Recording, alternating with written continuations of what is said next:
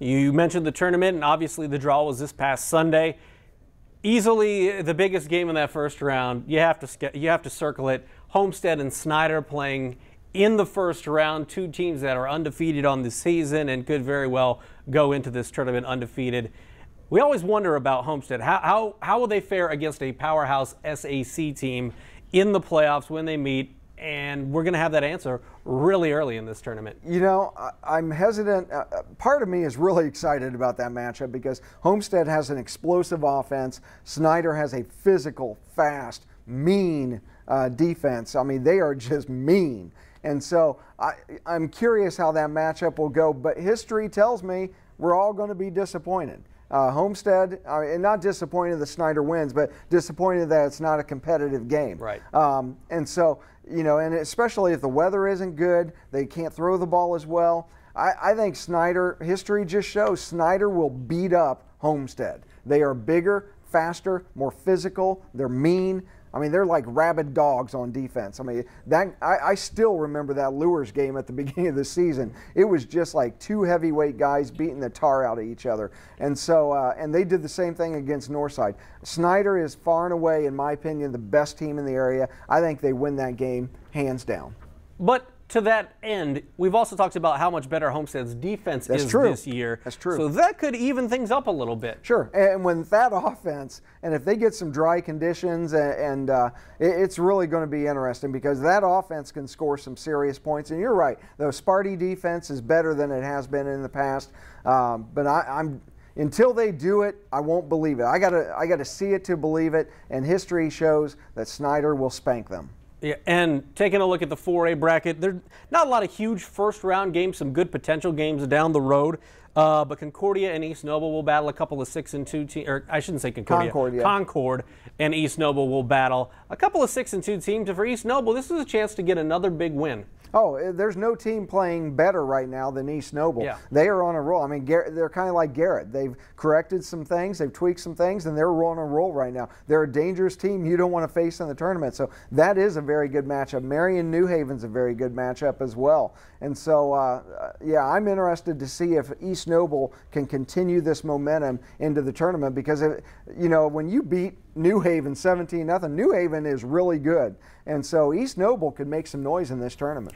And you take a look at 3A, some potential matchups would include Garrett versus Jimtown in the second round. But in the first round, Lakeland and Heritage could be a good game. Great game. Now, a lot of offense. We are going to talk about Yorktown and Belmont, right? As well. We're going to pass unless we're talking Braves. Okay. We'll pass on the Tigers. But Lakeland Heritage, great matchup. I mean, there's so many. I want to see Homestead Snyder, but I also want to see Lakeland Heritage because two really good programs. And Heritage has played some tough teams this year, so they are battle tested. Lakeland really hasn't been challenged. The last 3 weeks, Lakeland's won by double digits, like 14 to 17 points. They've been a little bit challenged. That's one reason why I think Busco will fare well this week against Lakeland because Busco's been tested tough the last 2 weeks in Culver Military and Fairfield. Lakeland still hasn't had just a nail biter. You got to make a play with 1:33 to go in the game to win.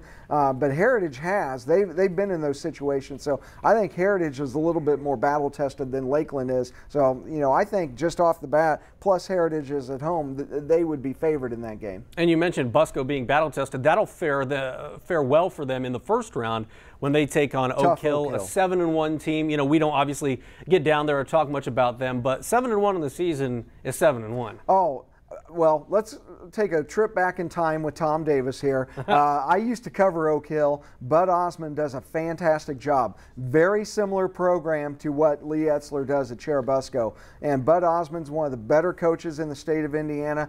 Kids will play discipline, they'll play smart. That is going to be a really difficult matchup for Cherubusco to survive. And get there early because the clock's going to be running on this. These teams don't pass very much, so this game's going to go quick. I hope it's dry conditions so they can run the ball and it's not sloppy and there's not turnovers because it's going to be two established programs led by great coaches just battling it out. And in 1A, not a lot of huge matchups on the schedule, but when Southern Wells and Sheridan have played in the playoffs in the past, they've had some really good, we're talking 1-point games within the last couple of years. Sheridan, you know what they've done in the playoffs.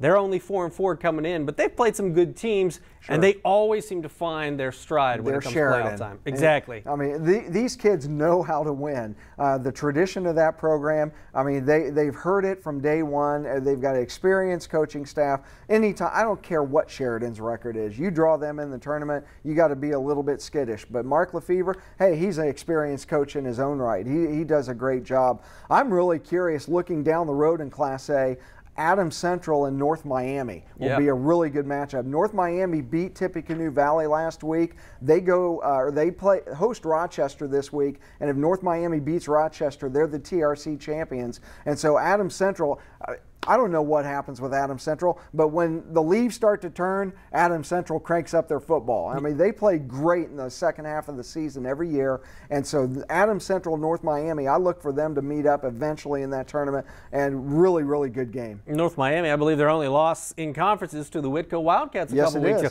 A little 13-10 kicker action. It was good stuff out at Ryan Huff Memorial Field, so we'll have to see. Yeah, that should be a good one. Adams Central always seems to put it together when it comes playoff time. I know the people at Churubusco a couple of years remember just how good they can be when it comes to playoff time. But it is week 9 of the high school football season. Tom will have you covered all week long. We got you Friday night on the Highlight Zone. For Tom, I'm Glenn. We'll see you next week.